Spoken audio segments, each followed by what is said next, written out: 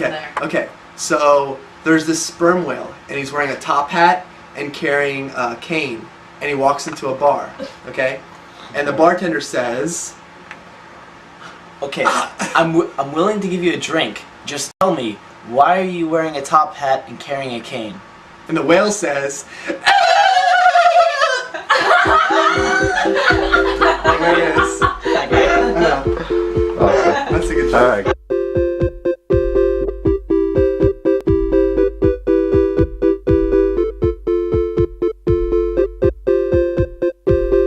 The origin of Bobby Scrumptious was a DR2 drum machine, DR202 drum machine, that pretty much influenced us into making songs. It more influenced what beats we made and what bass notes we hit as to what songs we made, like what dance songs we'd produce. And it was like kind of a dreamlike subconscious effect of like what songs we'd create. And it was like, you should make danceable songs that are uncomfortable. And we're like, well, I don't know how to make those. So it would kind of create these drum beats, and we'd be like, I think I know some personal experiences that can go along with these drum beats. And so through our own experiences and the DR202's influence, we created these songs. Mm-hmm. It's kind of revolutionary for Savannah because no one has the balls enough, I guess, to karaoke to a fucking machine. I used to dance for them to try and get the audience to kind of come up, but now I play, I guess, more of a moral support kind of thing to say like, oh, you guys should play this show and like that kind of thing, and help them write songs and that kind of thing. Hey Brian, I have this idea. And then we write the song, and then the song comes out, and we usually the next day we record it or play it, and just kind of try to help the spirit of who this kind of amazing gentleman was kind of goes through us. I don't think anyone should take them serious at all. I guess maybe serious in the sense of music, but as far as lyrics and as who they are, like, no. They're, like, it's just out there to have fun, just like anyone should be playing music, you know?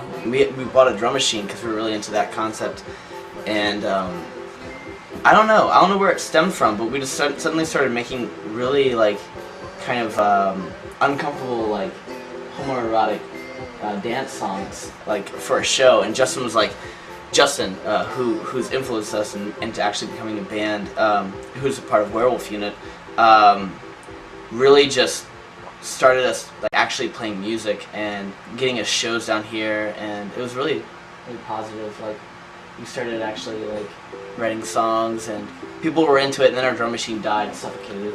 We were making love songs, but they were typically geared toward like homoerotic kind of like instances. And what more I was trying to go for was more like what love songs aren't necessarily these days. They're not welcoming to homosexual kind of relationships, and I thought that was really kind of negative. And so, but it had grounds to being interpreted as mockery. Yeah. And that's where we didn't want to go.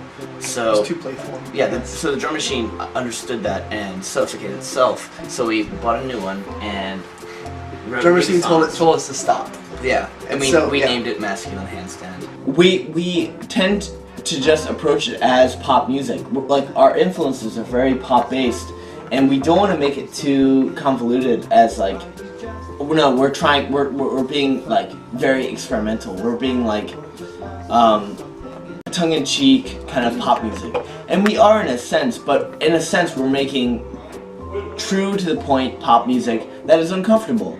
You shouldn't be dancing to this music, and in a sense. But I don't want you to think at any point that we're ashamed of what we do, or like, or think it's a joke. Because I think at night when we do go to sleep, or when we talk about what we're doing, I think there's kind of like this like, I think we're very, I think we like to say many times like to other people and stuff like that we are uncomfortable with what we're producing. But I think when it comes down to it, I think we really enjoy it, and I think like it is kind of like it's an uncomfortable kind of like interest, or uncomfortable kind of we're uncomfortable. spurting. We're uncomfortable with music because we're uncomfortable with ourselves. Like the music that's coming out is truly what we're feeling. You know, like we feel every single thing we sing in a sense because it's something we've experienced. And like, in the end, the songs we write and the beats we produce are essentially like parts of ourselves, you know? Yeah. Filtered through a source that wouldn't feel as uncomfortable as confronting someone with what we're going through. Ditto.